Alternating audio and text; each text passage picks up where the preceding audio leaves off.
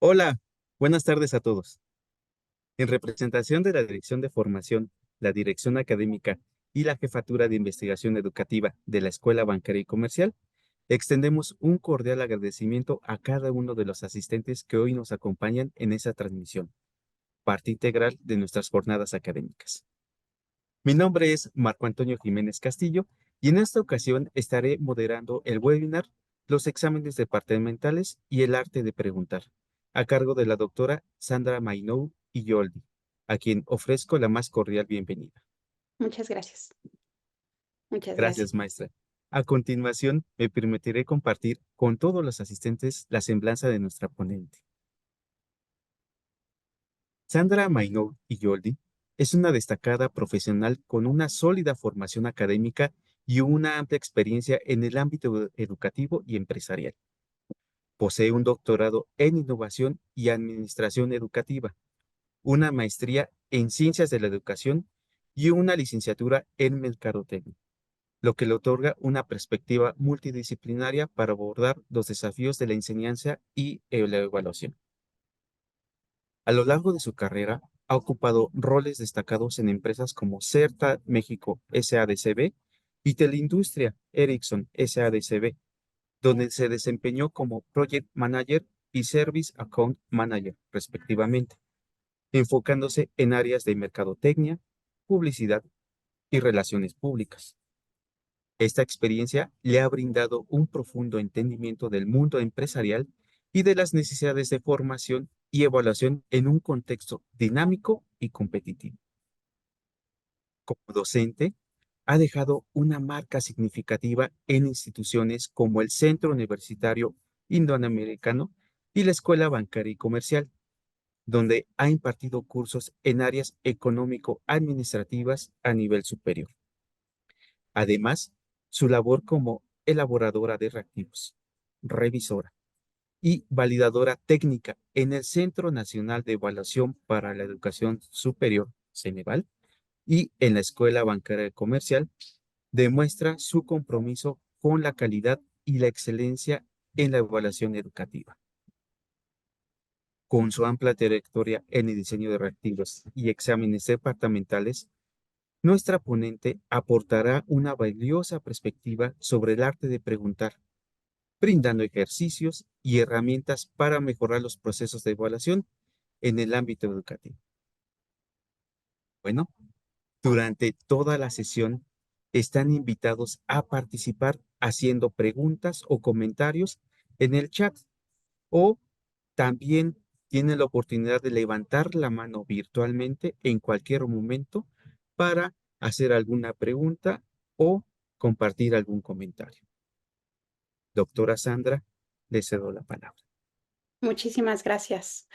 Hola a todos. Muchas gracias por la invitación, profesor. Para mí es un gran placer estar aquí con ustedes y un gran honor en compartir esta charla sobre lo que son los exámenes departamentales y el arte de preguntar. De acuerdo, primero que nada quiero felicitarlos. El hecho de que estén aquí significa que están viviendo en carne viva lo que son nuestros pilares de la institución, que es siempre seguir aprendiendo y ser estudiantes para siempre y siempre querer mejorar.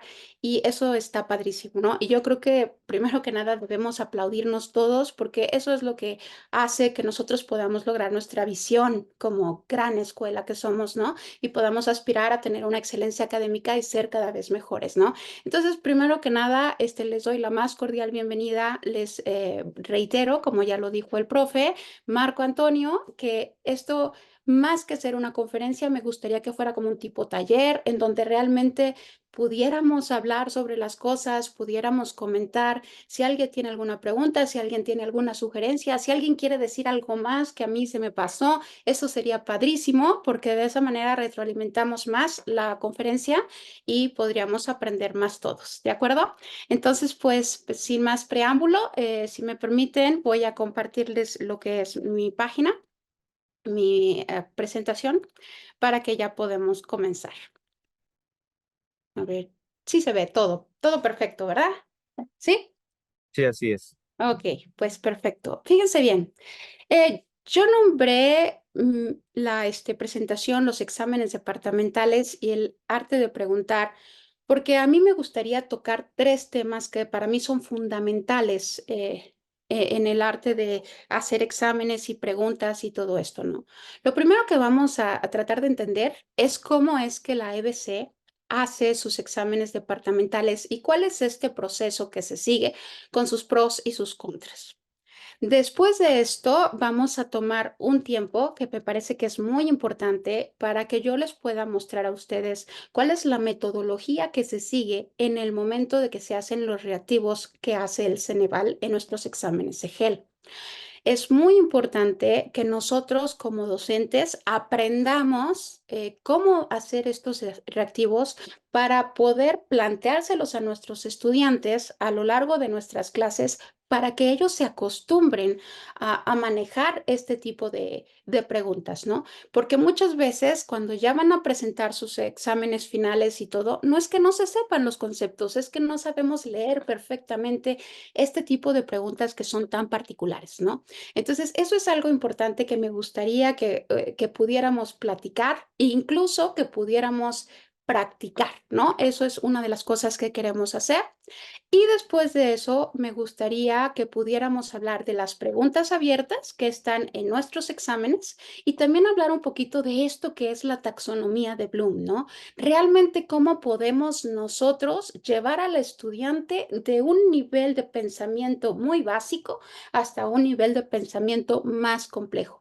Siento que algunas veces nos dicen, ¿sabes qué? Y aquí tienes que poner una pregunta de análisis y tú así, ajá, ¿no? O aquí de evaluación y tú, ajá, no, no lo sé hacer. Entonces, eso es lo que yo quiero que podamos practicar el día de hoy.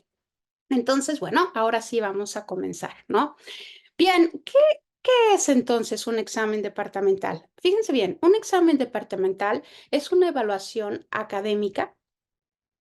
Bueno, que se administra dentro de un departamento específico en una institución educativa y está diseñado para evaluar el conocimiento y comprensión de los estudiantes en un área de estudio, ¿no? Eso es un examen departamental. ¿Por qué es bueno hacer exámenes departamentales, Sandra? ¿Por qué no debería de poner yo mi propio examen si yo estoy enseñando lo que yo creo y yo sé que es la mejor forma de preguntar? Bueno, primero que nada, porque evalúa de una forma muy objetiva el conocimiento del estudiante, ¿sale? Hay una metodología detrás de la forma en que se genera el examen que permite realmente que nosotros podamos evaluar a nuestros estudiantes.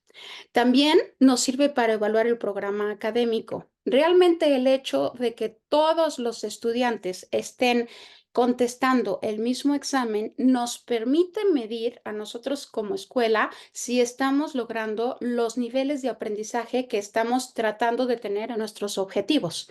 ¿Estamos de acuerdo? Si nosotros vemos que estamos haciendo algunos exámenes y que yo siento que necesitas lograr esto, pero realmente todo el mundo lo reprueba, bueno, entonces algo está pasando, ¿no? Y también evalúa el trabajo del profesor. Estoy súper convencida de que una cosa es que yo te dé clase para transmitir conocimiento y otra cosa es que yo te dé clase para que tú aprendas. Entonces, cuando tú haces un examen y tienes un examen hecho en Chiapas y tienes un examen hecho en Toluca y uno en Tlanepantla, por ejemplo, y tú estás viendo que hay un profesor que tiene calificaciones muy altas y hay un profesor que tiene calificaciones que son más bajas y todo esto, algo está sucediendo, ¿no? O el profesor de Chiapas es verdaderamente bueno y nos está faltando algo acá, o realmente él es demasiado barco y ya está. Hay que realmente evaluar, analizar y ver qué es lo que está pasando, ¿no? Es por eso que es bien importante que en algún momento los estudiantes también estén preparados y estén acostumbrados a recibir este tipo de exámenes, porque finalmente es con lo que se van a graduar. ¿Sale? ¿Cuáles son las ventajas? ¿Por qué es bueno? Primero que nada, porque es una evaluación muy objetiva. Ahorita les voy a platicar cuál es el proceso que se lleva a cabo. Claro que todo es perfectible y todo, pero ¿cómo es que se hacen los exámenes y de dónde surgen las preguntas, no? Estaba platicando con un profe que me decía, Sandra, es que luego llega un examen que pregunta cosas que no sé de dónde, ¿no? Eso es lo que ahorita quiero explicarles, cómo es que se hace para tratar de asegurarnos de que no haya este tipo de desviaciones, ¿no? Vamos a tener un estándar que es uniforme para todos los estudiantes, que lo hacen a la misma hora, que llevan la misma metodología y procedimiento. También sirve para retroalimentar al estudiante, para que verdaderamente le podamos decir, ¿sabes qué? Si estás logrando, no estás logrando, mejor aquí, te equivocaste acá. Cuando hacemos nuestra retroalimentación, o nuevamente evaluamos al profe y mide el desempeño de la materia, ¿sale? ¿Qué es lo malo de un examen departamental? Bueno, es que da estrés y presión. O sea, realmente tú le tienes que decir a tu estudiante, ¿sabes qué? Yo no hice el examen. Tú tienes que estudiar todo, tú ya estás en un nivel universitario, tú tienes que cubrir todo el sílabus y tienes que sabértelo, ¿no? Porque ya estás en un nivel en donde yo te enseño, pero tú también estudias, ¿no? También hay limitaciones en las preguntas, eso también es cierto. Quizás a mí me gustaría evaluar de alguna otra manera o cosas así, pero realmente hay una limitación y una forma de preguntar que tenemos que hacer. También se puede enfocar en la memoria. ¿Por qué se puede enfocar en la memoria? ¿Por qué? Porque finalmente hay preguntas de opción múltiple, preguntas abiertas y a veces si no hacemos un buen trabajo desde antes, el estudiante puede estudiar un día antes del examen. Eso es lo malo de un examen departamental y que puede haber sesgos en la evaluación. Probablemente yo también diría, ¿sabes qué? Es que le faltó este tema que es muy importante para mí, es que yo siento que se quedó a un nivel muy básico. Ese tipo de cosas pueden pasar en un examen departamental, ¿vale? Pero bueno, vamos a seguir. Entonces, ¿cuál es el proceso para diseñar un examen departamental? Fíjense bien. Lo primero que nosotros hacemos es identificar los objetivos de aprendizaje de la materia. ¿Estamos de acuerdo? Y definir los temas que se deben evaluar. ¿Cómo pasa esto? Fíjate. Lo que pasa, estoy aquí, es que este es un ejemplo de mi materia, ¿no? Es la materia de mercadotecnia integral. Todas nuestras materias tienen un contenido temático que está dividido por unidades y en cada unidad te dice cuántas horas y cuál es el objetivo que se tiene que lograr en esa hora. ¿Estamos de acuerdo? Y de ahí viene un determinado contenido. El que diseña la clase, los diseñadores, al terminar todo el proceso de diseño, ellos son los que especifican y dicen, estos son los temas o los temas que verdaderamente deben evaluarse. Nosotros consideramos que de todo el bagaje de cosas que aprenden los estudiantes, estos son los que realmente deberían de conocer. Nosotros vamos a seleccionar qué tipo de preguntas vamos a hacer y vamos a hacer un banco de reactivos. ¿Estamos de acuerdo? Se llama a ciertos profesores. Los profesores hacen sus reactivos de acuerdo a los temas que les tocó o de acuerdo al examen que les tocó desarrollar. Hay una revisión y validación del examen muy enfocada, un poco más enfocada al tema de, ¿cómo se llama? De que esté bien escrito, de que se entienda, de didáctica, todo ese tipo de cosas se revisa. Se considera también, chicos, que si a las personas que se les está pidiendo que nos ayuden a hacer exámenes, pues realmente sean como especialistas en el tema, que se supone realmente que cada uno de nosotros somos especialistas en el tema que estamos impartiendo. Determinamos la estructura del examen, lo administramos y luego retroalimentamos. Entonces, ve, aquí está lo que es mi plan de estudios, ¿no? Y lo que se genera es esto, es una tabla de especificaciones de examen integral. ¿Cómo me aseguro yo que si lo hace Irán, no pregunta otra cosa que si lo hace Israel, que se le ocurrió hacer otra cosa totalmente diferente, ¿no? ¿Cómo lo hago? En esta tabla, fíjense bien, en la parte de hasta arriba se pone el nombre de la materia y se pone cuál es el objetivo general de toda la materia, qué es lo que se quiere lograr y se especifica en qué semestre se está dando esta materia. Esto es muy importante porque dependiendo del semestre en el que esté el chico, es el grado de nivel cognitivo que se supone que debe de tener. De manera que cuando estamos tratando con chicos pequeños que acaban de entrar a la licenciatura, pues pediremos cosas que estén más enfocadas al tema del conocimiento, y si tenemos chicos ya de séptimo, de octavo, entonces ya vamos a pedir cosas más complicadas en lo que es el proceso de pensamiento, ¿sale? Si se fijan, aquí está el nombre de la unidad, así como se llamaba, y aquí está el objetivo. Esto sale exactamente igual de aquí. Y acá está lo que yo les platico. Aquí el diseñador te dice qué es lo que debería de saber. En enfoque de la mercadotecnia, este es el subtema y aquí está el resultado. Lo que a mí me gustaría que la persona realmente supiera, que es definir el concepto de mercadotecnia.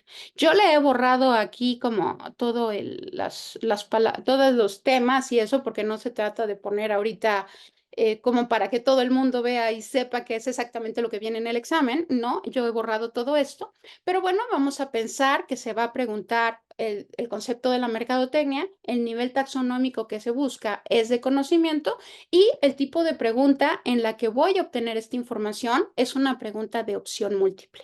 ¿Estamos de acuerdo? Es así como se van creando los exámenes departamentales y es lo mismo que pasa también en el Ceneval.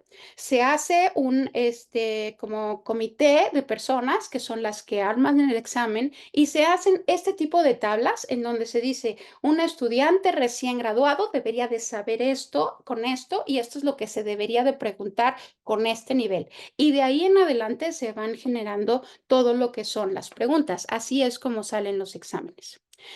¿Qué debemos de cuidar cuando hacemos un examen? Pues primero que nada, que las instrucciones estén súper claras, que nos digan perfectamente si se puede sacar o no un formulario, si podemos sacar libros, cuánto tiempo me voy a tardar, exactamente qué tipos de preguntas serían las adecuadas para poder poner el examen y tener un equilibrio de contenido. Nosotros ya aseguramos que existe un buen equilibrio de contenido porque como ya les enseñé, está la tabla y la tabla te dice qué cosas se van a preguntar en cada etapa y en qué unidad, ¿no?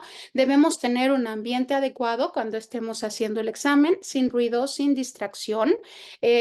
Tenemos que tener integridad académica, esto es súper importante. Nosotros como profes debemos de darle como el profesionalismo y la seriedad al estudiante para que sepa que se está haciendo un procedimiento que es muy importante, que es la evaluación, y evitar estar viendo los celulares o cosas así para que realmente se les dé seriedad, ¿no? Incluso hay ocasiones en donde te piden que tú no estés, de manera que ellos sean capaces de enfrentarse a un examen por ellos mismos sin ayuda del profesor, ¿no? Y también que haya el tiempo suficiente. Esto es muy, muy importante. ¿Vale? Muy bien.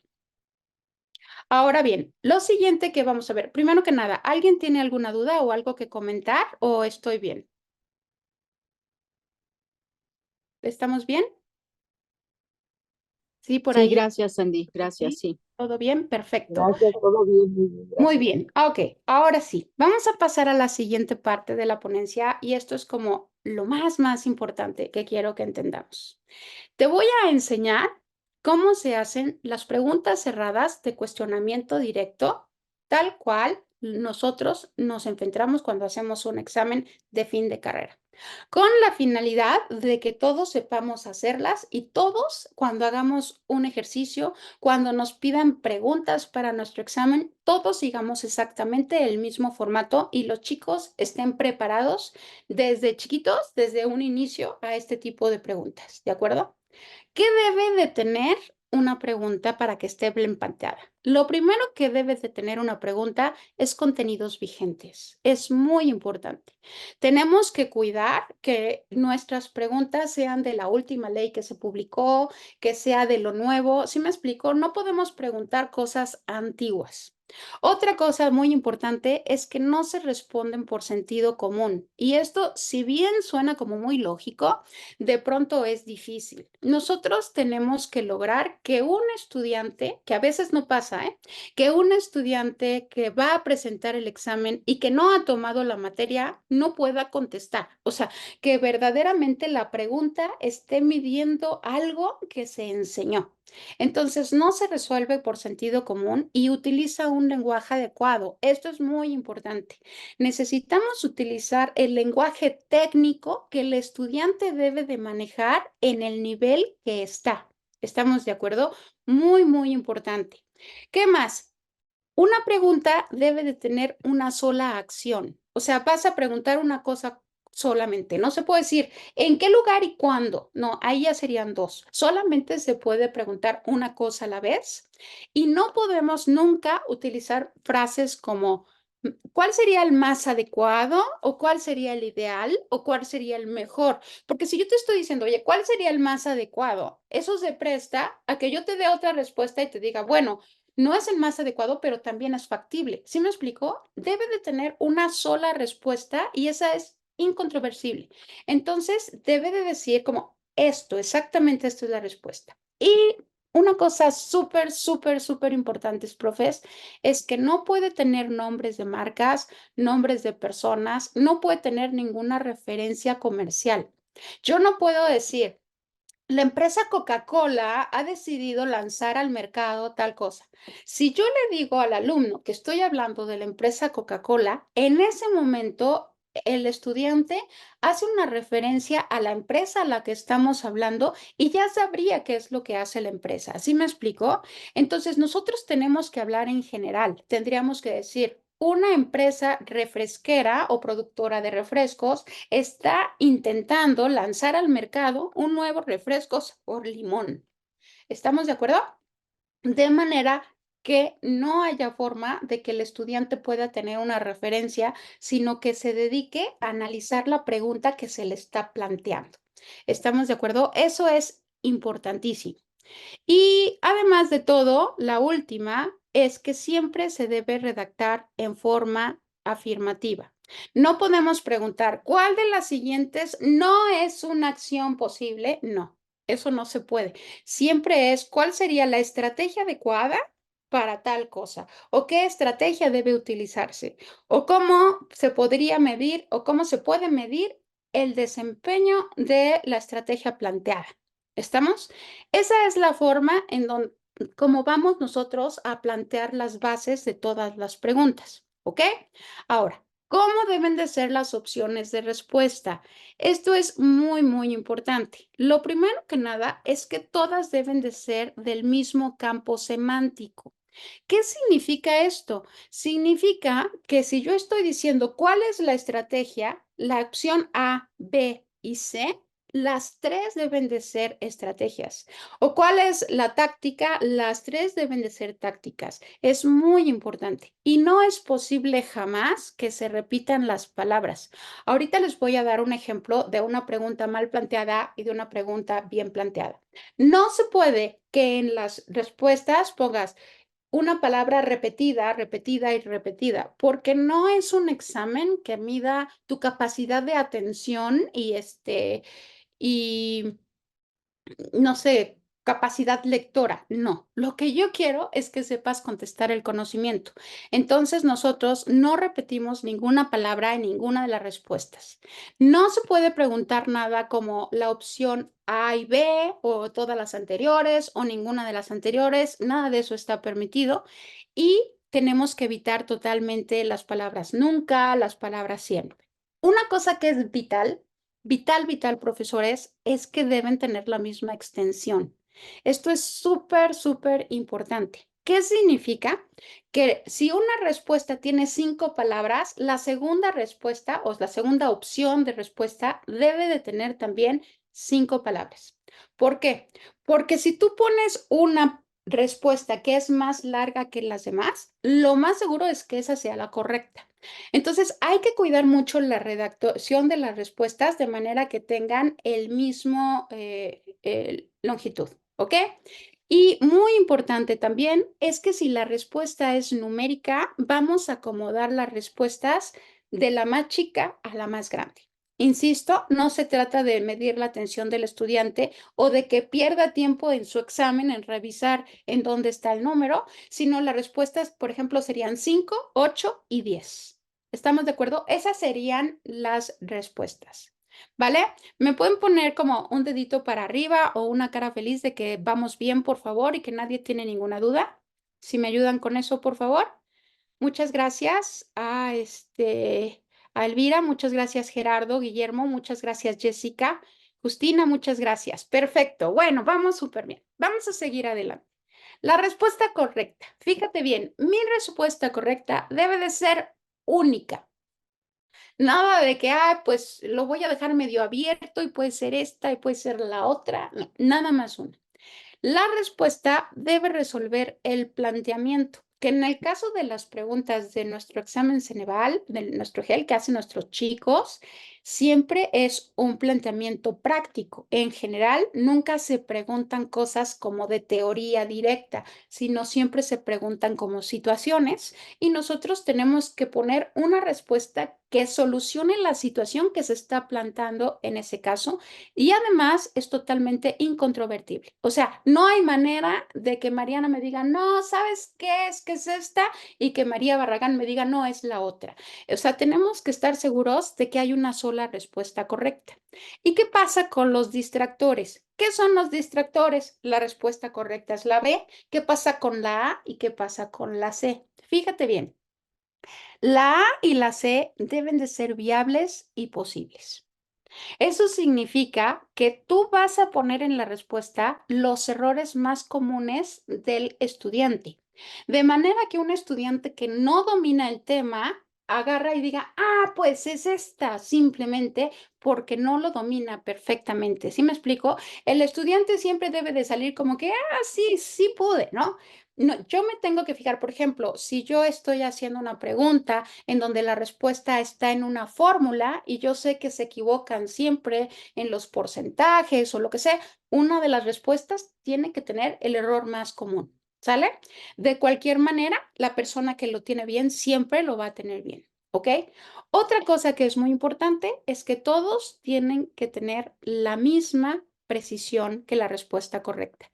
Estoy repitiendo lo mismo. Deben de tener el mismo campo semántico. ¿Estamos de acuerdo? Y con eso terminamos ya lo que es la estructura de la pregunta. Ya me dijeron a mí exactamente qué contenido, ya me dijeron qué tema específicamente debo de preguntar, porque el tema ya está definido, y entonces hago mi pregunta. Fíjense bien, voy a poner ejemplos de preguntas mal planteadas y de preguntas bien planteadas. Por ejemplo, una pregunta mal planteada es esto. Elemento de la mezcla de mercadotecnia. Producto, precio, plaza y promoción. Eso sería el correcto, ¿no? Producto, precio, publicidad, distribución. Producto, costo, plaza, promoción de ventas. Producto, servicio, plaza y promoción. Eso no se puede. Primero que nada, está preguntando una definición directa y no hay un caso de estudio, para empezar.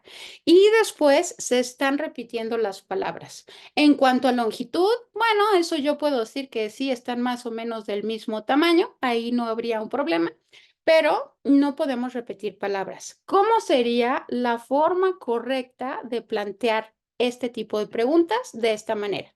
Una empresa productora de aparatos electrónicos, si te fijas, no estoy nombrando el nombre de nadie, simplemente estoy diciendo que produce aparatos electrónicos, está decidiendo qué medio de transporte debería de utilizar para comercializar su nueva categoría de productos de lavadoras ecológicas. ¿Ok? Y la pregunta es, ¿en qué elemento de la mezcla de merca está trabajando?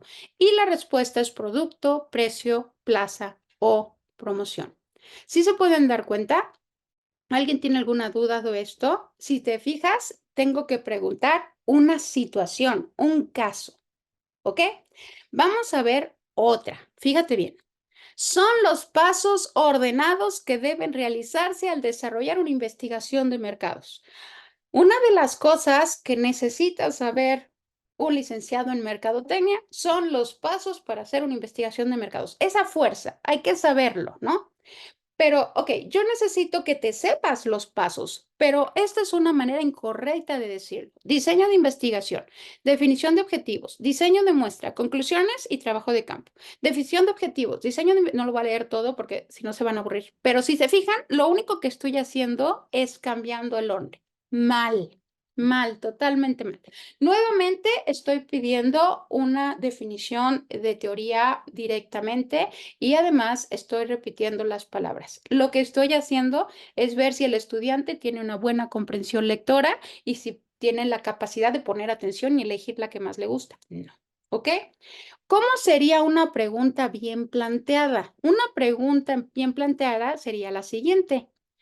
Una empresa refresquera desea lanzar una nueva bebida sabor limón con pepino y para asegurarse que sea aceptada por los clientes, realizará una investigación de mercados. Actualmente decidió que realizará una sesión de grupo y 2 entrevistas a profundidad. ¿Qué paso debe realizar a continuación tomando en cuenta el proceso de investigación de mercados? Si se dan cuenta, estoy preguntando exactamente lo mismo. Yo le estoy pidiendo al estudiante que se sepa el proceso, pero aquí lo está aplicando. Aquí no le estoy diciendo ordénalo. ¿Estamos de acuerdo? Profes, ¿alguien tiene alguna duda? ¿No? ¿Todo está perfecto y Sandra, entendido? No, Sandy, todo muy claro, muchas gracias. Ok, ahora solamente fíjense hay un bien lo que comentario, vamos Sandra. a... Mande, mande, dime. Te hago el comentario, creo que es valioso. Ajá, Sobre los ejemplos que comentabas, refieren, bueno, una compañera refiere. Y también que la respuesta correcta no tenga una palabra del texto del reactivo. exacto. Es importante porque si no es una pista. Excelente. ¿Quién lo dijo? Excelente por el que lo dijo, porque no podemos dar pistas, ¿eh? Esto es muy importante, no damos pistas en la base. ¿Algo más que hayan dicho, Marco?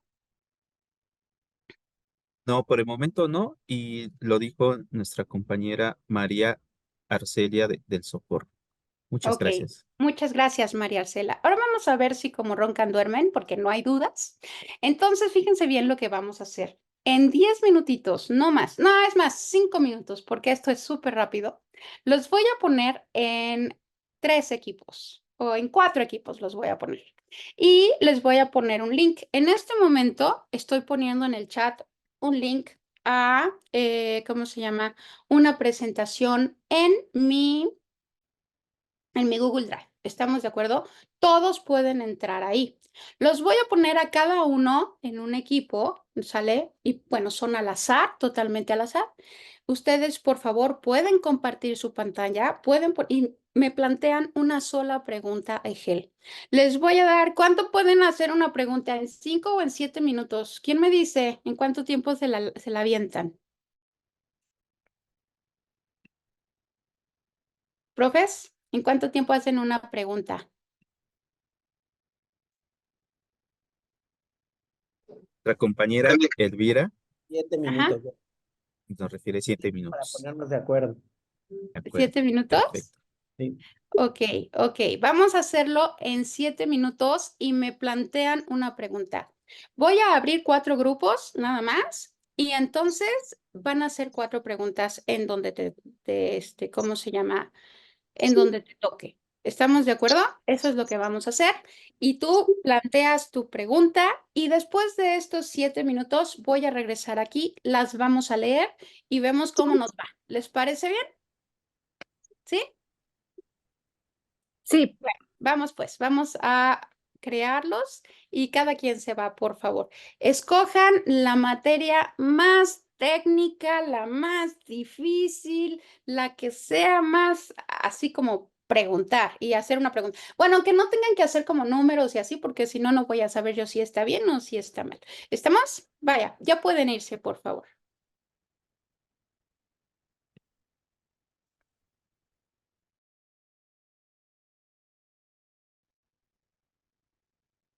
Vale, pues vamos a ver qué tal lo hicieron, ¿les parece? Bien, vamos a iniciar y vamos a ver qué tan bien lo hicimos. Vamos a empezar con el equipo número 1, ¿vale? Bueno, ahí del equipo número 1 me dicen quién lo hizo y quién no lo hizo. Puede ponerme una carita feliz o algo, las personas que estuvieron en el equipo número 1, por favor. Sí, para que yo sepa quiénes estaban en el 1. Muy bien, estaba Socorro, estaba Elvira. Muy bien, vamos a comenzar. ¿Qué es lo que dice? La empresa Equipo 1 dedicada a la administración de parques de diversiones, requiere realizar una investigación para un nuevo complejo en Monterrey.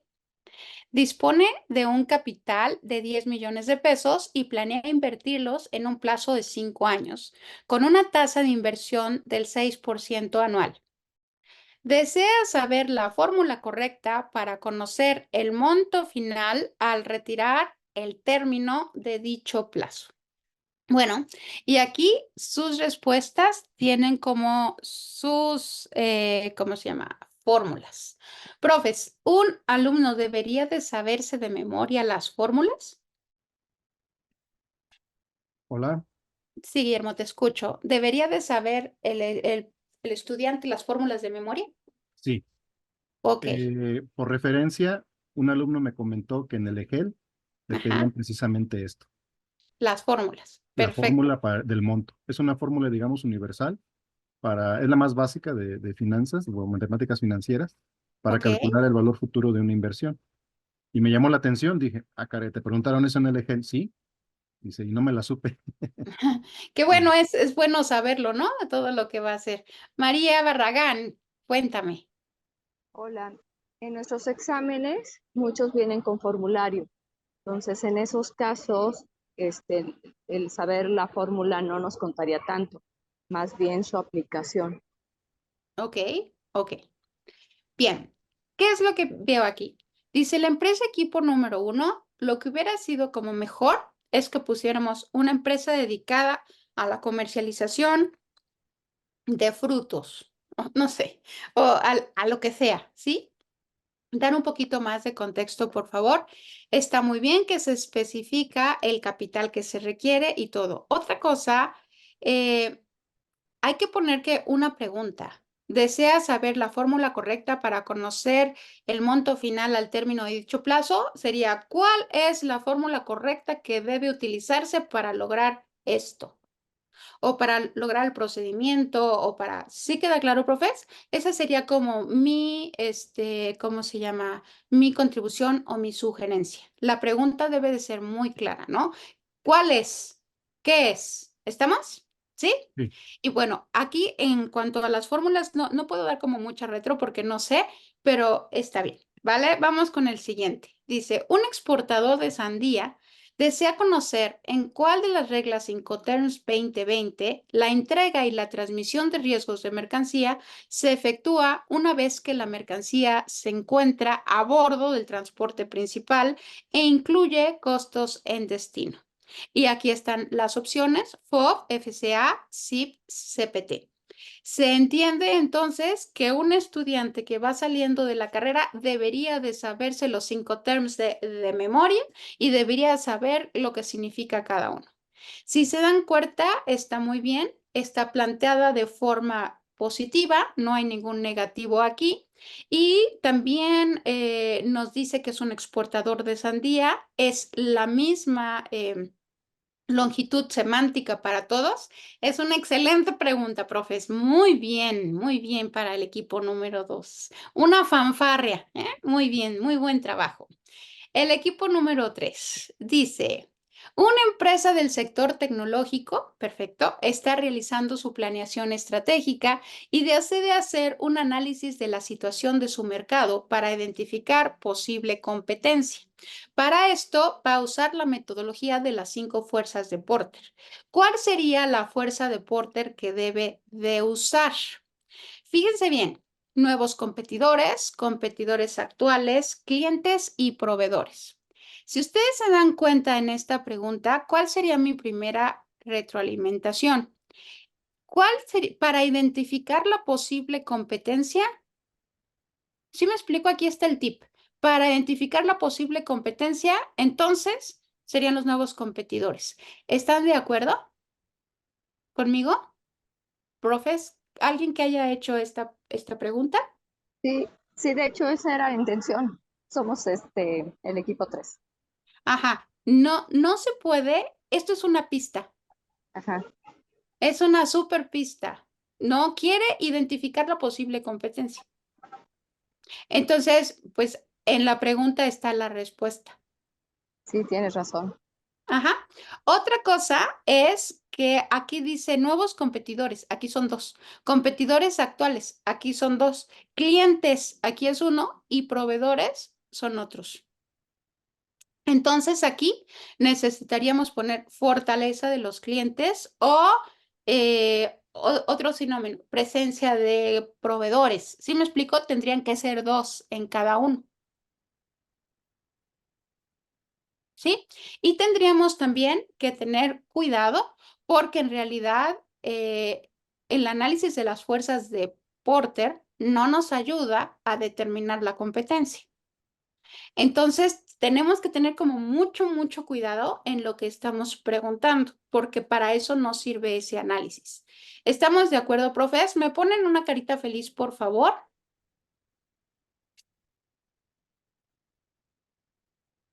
¿Sí? Ok, perfecto. Muy bien. El equipo 4 no alcanzó a hacer nada. Entonces, bueno, vamos a dejarlo aquí con el equipo 4. ¿Qué pasó con el equipo 4, profes? ¿No pudieron? ¿Se les acabó el tiempo? ¿Quién es Por el ejemplo, equipo 4? a Miss Laura la sacó el sistema, entonces supongo que ella estaba ahí. No sé, pero sí eran varios. Jessica, dime, ¿algo pasó con el equipo 4? Yo no Fíjate. fui del equipo 4, pero nos pasó que como estamos algunos en el celular, Ya. el link se perdió y perdimos mucho tiempo en ver cómo entrar al link. Ok. Pero mira, aquí Por está. eso fue tan difícil. Ya no pudimos analizarlo precisamente por esto, ¿no? No todos estamos en la computadora y Costó fue un trabajo, poquito está bien. complicado. Oigan, Nada Y más. fíjense, además aquí está. alguien iba manejando. Si somos del equipo 4, alguien iba manejando, Alan, y No, alguien no pudo abrir su más vale micrófono. estar siempre a salvo, ¿eh? Fíjense bien, aquí dice, lo Ujú. escribieron en la portada. ¿Ya lo vieron? Aquí está. Sí, ya vi. Están viendo mi pantalla, ¿no? Dice, ¿existe algún riesgo en la libertad de expresión en México que sea causa para ir a prisión? A. Difundir contenido de terceros en comunicaciones privadas. Invitar a trabajadores a formar un sindicato. Publicar contenido gracioso en mis redes sociales o participar en la campaña política en un candidato en el periférico. Fíjense bien. No, es participar en la campaña política de un candidato en periodo de elección. Ok, yo dije en el periférico. Bueno, ya aquí lo inventé yo. Fíjense bien, ¿cuál es el problema con esta pregunta? Mm, que la respuesta correcta, si no me equivoco yo, es la A, ¿no? Difundir contenido de terceros en mis comunicaciones es una respuesta más larga que las demás. ¿Sí se dan cuenta? Está bien escritas las preguntas porque todas son verbos en el infinitivo y todas comienzan diferente y todas son distintas. Pero aquí nos falta un poquito de contexto en la pregunta, ¿no? Una empresa que se dedica a la generación de noticias está trabajando en bla, bla, bla, bla, bla, bla. Por favor, indique en cuáles de estas actividades puede existir un riesgo en la libertad de expresión en México. ¿Estamos de acuerdo, profes? Sí, de acuerdo. Faltó tiempo. Gracias. Sí, correcto. Está perfecto, muy bien. Pues bien, vamos a seguir súper rápidamente. No sé cómo andan de tiempo, si podemos echarnos un ratito más o ya estén cortos de tiempo. Profe, ¿qué hacemos, profe Marco? Eh, Sigamos, Sandra, no te preocupes, salvo Sí. que algunos de los profesores sí nos refieran que su tiempo está siendo corto, pero Ok, sigamos. vamos a darle bien rápido. Vamos a hablar de las preguntas abiertas. Si nosotros recordamos en los exámenes de la EBC, siempre hay preguntas cerradas y luego hay preguntas abiertas. Una pregunta abierta es aquella que no puede ser respondida con un sí o con un no, ¿sale? Sino que invita a una respuesta mucho más detallada y elaborada. Aquí es en donde el estudiante tiene que desarrollar su pensamiento, ¿no? Entonces, lo que se busca con este tipo de preguntas es que ellos reflexionen y puedan expresar sus respuestas, ¿no? Es lo que se busca. ¿Cuáles son las reglas? Muy, muy, muy importante. Debemos utilizar instrucciones claras y precisas. Esto es bien importante. Yo tengo que decir, ¿cuál es la estrategia de distribución que se debe de utilizar en este caso? Si me explico, necesito verdaderamente detallar exactamente lo que quiero que el estudiante desarrolle. También vamos a utilizar verbos iniciales como describa, como compare, como evalúe, como analice. Esto viene que ver con nuestra taxonomía de Bloom. Y después tenemos que elaborar una pauta de lo que debería de tener la respuesta. Generalmente cuando te piden, ¿cómo se llama? Que tú elabores un examen, te dicen, ponle las respuestas correctas. Esa pauta es la que dice, por lo menos el estudiante debería de contestar esto y esto y esto y esto para tener la totalidad de los puntos, o tendría la mitad si solamente dice esto o si dice el otro, ¿ok? Dependiendo de lo largo, o no lo largo, sino dependiendo del grado de análisis que haga el estudiante, nosotros debemos asignar cierto puntaje a cada nivel de respuesta. De manera que si sí lo estás logrando, entonces voy a ponerte más puntaje, 50%, 30%. Muy importante que el tiempo sea el adecuado de acuerdo al nivel de dificultad que tiene la pregunta y a lo que se quiere pedir en cada pregunta. Y para esto hay que calcular que si tú contestas la pregunta como profe y la contestas escrita, así la tienes que escribir, lo que tú te tardaste debes multiplicarlo por 4 y eso es lo que se tardaría un estudiante. Muy importante para que no les generes estrés y les dé tiempo de contestar tu examen. Y además de todo, después, en el momento de la retroalimentación, esto es muy importante y a veces no lo hacemos, es muy importante que nosotros tengamos la pauta disponible. Eso significa que cuando llega el estudiante y te diga, oiga, pero es que ¿por qué está mal? Tú le digas, porque mira, para que yo te diera el puntaje entero, tú tenías que haber puesto esto, mencionado el otro, hecho aquello y determinado esto. Pero como tú solamente dijiste 3 palabras, entonces eso es igual al 20% o al 30%, porque al final tú tienes que cambiar lo que es una respuesta de forma subjetiva a volverla a un número. Entonces es importante que contemos con esta pauta. Bien, para terminar, me gustaría que habláramos un poquito de la taxonomía de Bloom. Esto me parece sumamente interesante, realmente me parece como apasionante. Cuando tú estás viendo tu tabla de delimitación de preguntas y de temas, te ponen, esto tiene grado de análisis y tú dices, ok.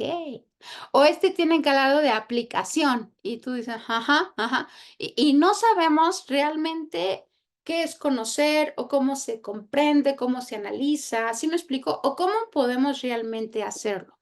La taxonomía de Bloom, lo que yo quiero platicarles ahorita de una manera, espero, muy rápida, es decirles cómo es y qué es lo que se debe de pedir en cada nivel de pensamiento. Es un marco conceptual que clasifica los diferentes objetivos educativos y las habilidades cognitivas de los estudiantes. Miren, profes, hay muchísimas formas de enseñar y muchísimas teorías de aprendizaje. Tenemos que el aprendizaje cognitivo, tenemos que el aprendizaje constructivo, tenemos que el basado en problemas, el de proyectos, en fin, tenemos muchos tipos de aprendizaje. Pero en este caso, yo me estoy guiando en lo que es el aprendizaje cognitivo. El aprendizaje cognitivo lo que nos hace es hacer que el estudiante desarrolle habilidades del pensamiento, que sea capaz de elaborar en su mente las respuestas y pensar de forma diferente. Esto es bien importante porque los estudios dicen que más del 80% de las clases, los profesores se enfocan únicamente a conocer y a comprender. Y nosotros lo que tenemos que hacer es lograr que el estudiante al fin del día sea capaz de resolver problemas. Si yo le enseño al estudiante solamente a memorizar, va a ser un poco difícil que el estudiante pueda transferir el conocimiento de la memoria a una situación o a un caso. Entonces es importante que yo por medio de los ejercicios que le ponga en clase y por medio de los ejercicios que pongan las evaluaciones, logre que tu mente elabore ciertas cosas y yo pueda medir si verdaderamente está quedando claro y aprendido el objetivo de aprendizaje. ¿Estamos de acuerdo? Está comprobado también que en tanto más challenge, más reto perciba el estudiante mentalmente en una cosa, es cuando más se engancha, es cuando más tiene intriga, es cuando más se motiva, es cuando más dice, sí puedo. ¿Sí me explico? Entonces es muy importante. Si yo estoy en clase y lanzo una pregunta y de inmediato levantan la mano, eso significa que mi pregunta está muy abajo en la taxonomía de Bloom. Entre más alto sea el trabajo mental que yo le estoy pidiendo al estudiante, necesita trabajarlo mucho más y necesita tener más ayuda o compañía de sus compañeros. Entonces, lo que yo quiero plantearles ahorita es enseñarles de una forma rápida qué es lo que se pretende que se logre en cada nivel de la taxonomía de Bloom. Eso es lo que yo quiero y les voy a mostrar ejemplos de preguntas o de cosas que podemos ir preguntando en cada nivel. ¿Sale? Eso es lo que quiero. Fíjense bien, vamos a empezar con el primer nivel, que es el nivel del conocimiento. Cuando yo estoy en este nivel, en la taxonomía, lo que yo estoy tratando de ver es si la persona memorizó algo. Si puede ir a su cabeza, sacar de la memoria y traerlo aquí. Eso es lo que nosotros estamos pidiendo. ¿Estamos de acuerdo? No estoy diciendo que sea malo memorizar. De hecho, todo el aprendizaje se basa siempre en una teoría memorizada. ¿Sale? Si yo ni siquiera la conozco, entonces no puedo hablar sobre ella y todo. Lo que sí es un poco malo es que nos quedemos únicamente en este nivel. En este nivel se piden dos cosas a los chavos. La primera es que reconozcan, es decir, que ellos de una respuesta de opción múltiple sean capaces de reconocer algo. O, por ejemplo, si hacemos una relación de columnas, y aquí pongo todos los conceptos y aquí pongo todos los, ¿cómo se llama? Definiciones, el estudiante sea capaz de juntar una por otra porque lo memorizó. O recordar. Eso puede ser, por ejemplo, un fill in the blanks. Es di la palabra o qué significa esto y ellos ponen la palabra en la línea que se está poniendo. O describe las características que tiene un animal de este tipo. Esto lo memorizó. ¿Estamos de acuerdo? Eso es a nivel de conocimiento. Después del nivel de conocimiento, chicos, avanzamos a la comprensión. Esto ya es mucho más interesante. Aquí yo lo que voy a medir es que la persona comprenda los datos que se están dando. Y hay varias maneras que yo puedo saber si algo comprendió o no comprendió lo que se está explicando. ¿Ok? En el primero de estos se llama interpretar. Si yo te pido que interpretes algo, yo lo que te estoy pidiendo es que seas capaz de decir de una forma diferente algo de lo que estamos hablando. Por ejemplo, lo que tú tienes que hacer es, no sé, por ejemplo, yo te hago ver un video, por ejemplo, tú ves un video y después te digo, traduce todo lo que entendiste en un diagrama. Pon ahí los pasos. ¿Sí me explico? O de lo que leíste, tradúcelo a una imagen. O que yo te diga, oye, defínemelo con tus propias palabras. Tú estás explicando algo y llegas con un estudiante y le dices, a ver, dime con tus propias palabras lo que yo acabo de decir. En ese momento tú ya entiendes si realmente lo comprendió, si es capaz de traducirlo a otra cosa. Esto no es tan sencillo como memorizar. El estudiante puede tratar de repetir exactamente lo que tú dijiste, pero tú lo que quieres es saber si lo comprendió. Ejemplificar. Ejemplificar es que tú me digas algo que demuestre lo que estoy diciendo, ¿no? Dime un ejemplo sobre esto o cómo se manifestaría un ejemplo de este tema que estamos viendo en tu ejercicio profesional. ¿Estamos de acuerdo? Eso es importante. Lo que sigue es clasificar. Yo le voy a pedir al estudiante que sea capaz de categorizar la información a datos o a conjuntos de cosas que sean similares. Eso ya necesita que tú desarrolles más tu pensamiento, ¿no? Entonces, por ejemplo, estos son todos los productos. Por favor, haz grupos con características similares. O, ok, si ya sabes los tipos de productos, entonces clasifícalos. ¿Sí queda claro? Por ejemplo, ¿cómo repartirías tal cosa en X categorías? No, pues esto me daría más inversión, esto no, esto sí, sí me explico, esto representaría más riesgo o no más riesgo. En ese momento el chico ya, tú ya puedes leer si comprendió o no comprendió. ¿Estamos de acuerdo? O cómo repartirías o qué elemento. O sea, tú haces las categorías y ellos tienen que ser capaces de decir exactamente qué es lo que hizo que tú lo clasificaras de esa manera. ¿Vale? Dentro de la comprensión también tenemos lo que es la comparación. ¿Sale? ¿Qué se hace en la comparación? En la comparación, tú puedes agarrar y decir, este fue el caso que sucedió, ¿no? Hubo un problema con la empresa Enron y entonces hubo Exxon, no sé, que el derrame y que bla, bla, bla y bla, bla, bla. Entonces hubo estas dos soluciones. Una parte decía que esta solución es buena por esto y esto, y la otra dice que esta solución es buena por el otro. Lo que ustedes tienen que hacer para hacer que el estudiante compare es pedirle, primero que nada, qué es lo similar en las dos soluciones y qué es lo diferente en cada solución. O, por ejemplo, revisa los datos en estos dos gráficos y di cuál es el que mejor comunica o qué es lo que encuentras en general en esta situación que se dio con esta otra situación, ¿no? Eso es importante. Necesito saber en qué se parece esto con esto, o qué fue lo que le llevó, o cómo son esta y esta diferencias, ¿no? Y después tenemos lo que es la explicación. La explicación en el nivel de comprensión es entender la causa y el efecto de las cosas. ¿Estamos de acuerdo? ¿Qué es lo que causó el problema? Esto es importante. Yo te voy a poner un caso de estudio y tú tienes, y ese caso de estudio muestra muchísimas cosas que pasan, ¿no? Y entonces que tú le digas, ¿sabes qué? Explícame qué fue lo que causó el problema. O agarra y léelo todo y explícame por qué el autor o por qué tal personaje hizo lo que hizo y por qué no hizo otra cosa. O, por ejemplo, esta fue la situación a la que llegó. ¿Cómo cambiarías la forma de ver que tiene? ¿Sí me explico? Esto es explicar.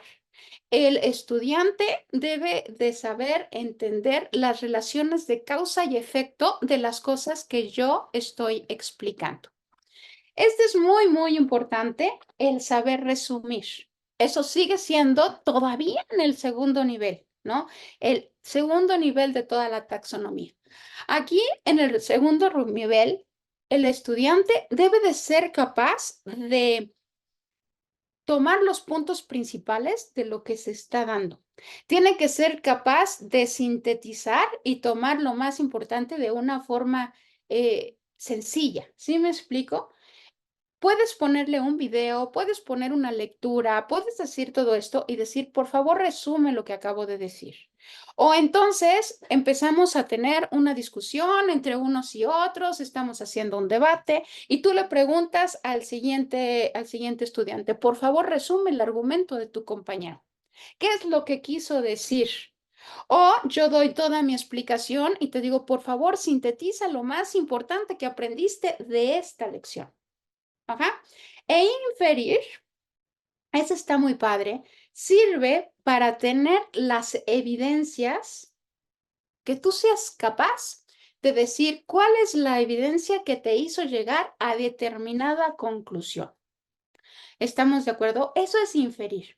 Imagínate que tú lo que pasa es que les pones un caso y le dices, por favor, indícame cuáles son estas pequeñas pistas que hicieron que la solución fuera esta. O cuando tú quieres inferir, también le puedes decir al chico, por favor, dime, ¿qué crees que es lo que sigue? ¿Qué pasa después? Eso es una inferencia, ¿no? ¿O cuál es la implicación que tuvo tal cosa en el caso que se está viendo? ¿O por qué crees tú que el autor indicó esto y no el otro? O empezar a hacer conexiones, ¿no? ¿Cuál es la relación entre esto que sucedió con la solución que están planteando? O con el error. ¿Cuál fue la causa y el efecto? ¿Estamos de acuerdo, profes? ¿Está quedando claro esto? Sí, Sandy, ¿Sí? ¿Todo bien? Vale. todo bien, muy El bien ejemplar. siguiente nivel es aplicación. Aquí ya estamos entrando en el tercer nivel de pensamiento.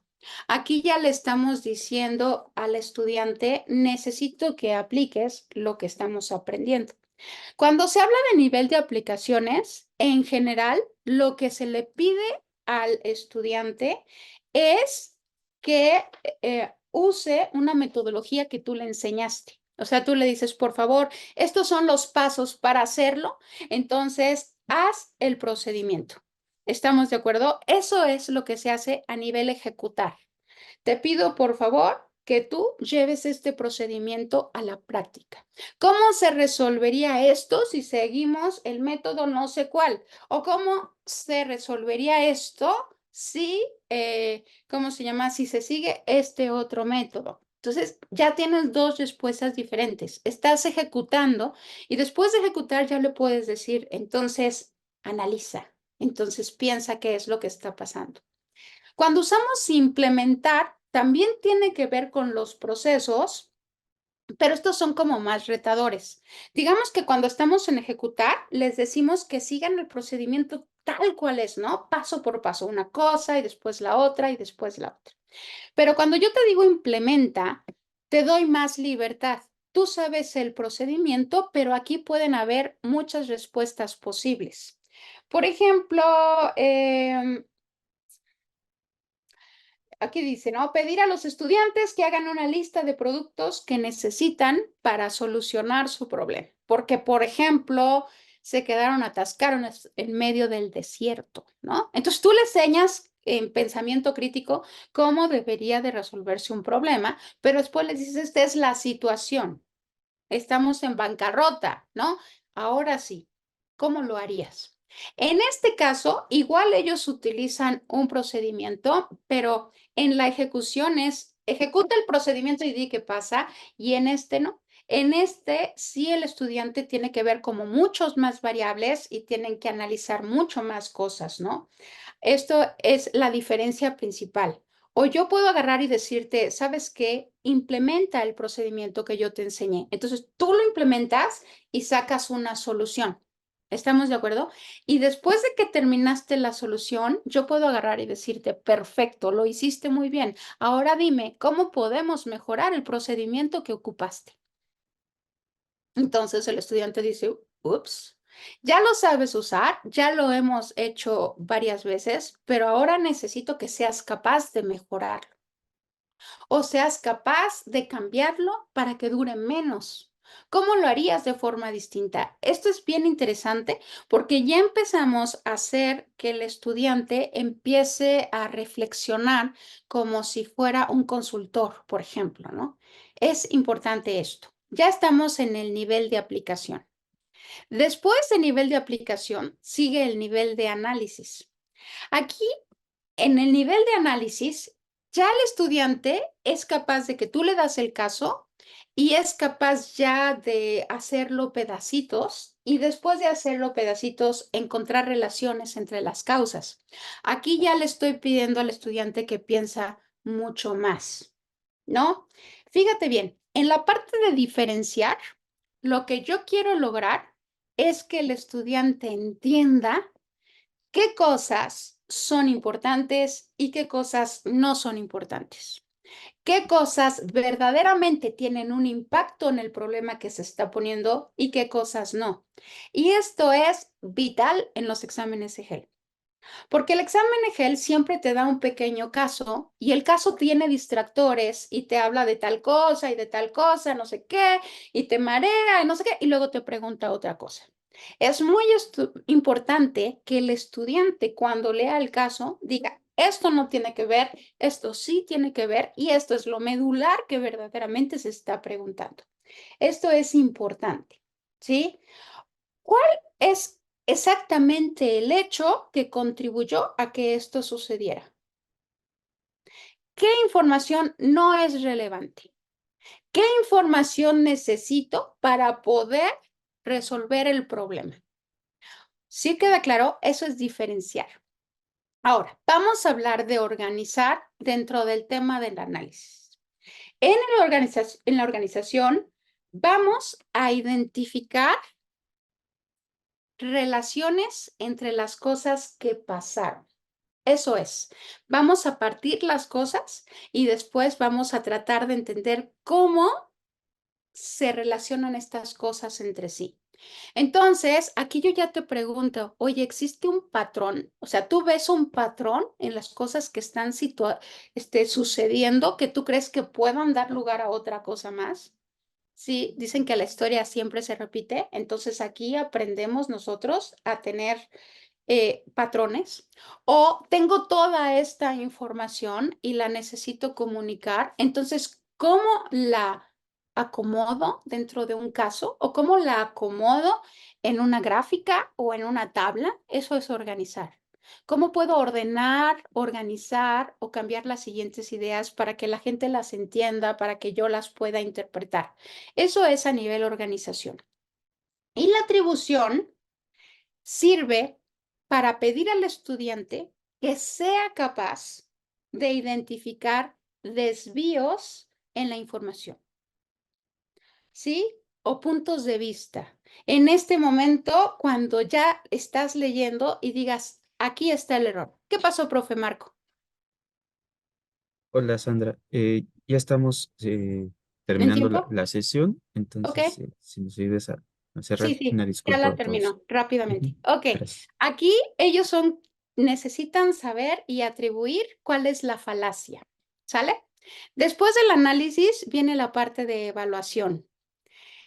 En la evaluación, nosotros lo que hacemos es verificar y comprobar que lo que se está diciendo es verdad.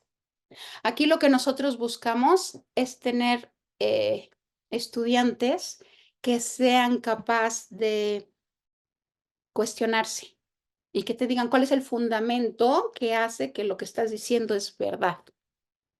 ¿Cuál es el defecto de la evidencia que estás planteando? ¿Sale? ¿O qué cosa más necesito para poder llegar a una conclusión? Y criticar. Esto es súper padre porque necesitamos crear puntos de evaluación, de comparación. ¿Cuáles son los argumentos en contra, los argumentos a favor? ¿Ok? Haz una rúbrica con lo que te voy a pedir. Califica en base a esto. Eso ya significa que ya conoces. Y por último, este es el nivel taxonómico más importante, que es el de crear. Aquí cuando le dices al estudiante que cree, le vas a pedir que haga tres cosas. La primera es que genere. Generar significa que, no sé, estaba yo buscando un ejemplo y yo decía, les voy a pedir al estudiante que diga dentro de la historia de México, de los últimos 10 presidentes que ha habido, cuál sería el presidente que debería de repetir su mandato. Eso sería como mi pregunta al estudiante, ¿no? En la parte de generar, ellos investigan sobre lo que hicieron los presidentes pasados y hacen una lluvia de ideas sobre cuál podría ser y por qué. En la parte de planeación, ahí ellos ya evaluarían las ideas y planearían la campaña electoral. Y en la de producción sería cuando ellos hacen su speech. Bueno, profes, pues esto es lo que tengo yo para ustedes. Lo que yo les invito a hacer o lo que yo quisiera como concluir después de todo esto es invitarlos a que hagamos una reflexión de en qué nivel de desarrollo estamos trabajando nuestras clases y darnos cuenta si estamos en los primeros o qué podemos hacer para subir el nivel. y invitar a que nuestros chicos tengan estos procesos de pensamiento más elaborados y puedan lograr ser mejores profesionales únicamente con enseñanza cognitiva. Eso es, no sé si ya no tenemos tiempo, pero espero que les haya gustado mucho y espero que les haya servido la información que tengo yo para compartirles. Muchas Muy, gracias, muy interesante, te felicito, me gustó mucho. Veo Gracias, que te apasiona. Felicidades. muchas gracias. muchas Gracias. gracias. Muchas Gracias. gracias, doctora Muy buena Sandra. tarde, muchas Hasta gracias por luego. todo. Y lamentablemente, bueno, la tecnología nos ayuda, pero pues también nos restringe. Y bueno, pues a nombre de la Dirección de Formación, la Dirección Académica y la Jefatura de Investigación Educativa de la Escuela Bancaria y Comercial, agradecemos a todos los asistentes por su participación en esta jornada académica. A continuación, hago entrega de reconocimiento como ponente a nuestra doctora Sandra Mainou y Yoldi por su trabajo, los exámenes departamentales y el arte de preguntar. Muchas gracias a todos por su valiosa participación en este evento. Sin duda, esto abre la puerta quizá para repensar en otra sesión similar. En breve les haremos llegar también esta grabación que estará disponible en Academia EBC. Muchas gracias y hasta luego. Gracias, profes. Hasta luego. Les Gracias. agradezco mucho. Bye bye. Hasta luego.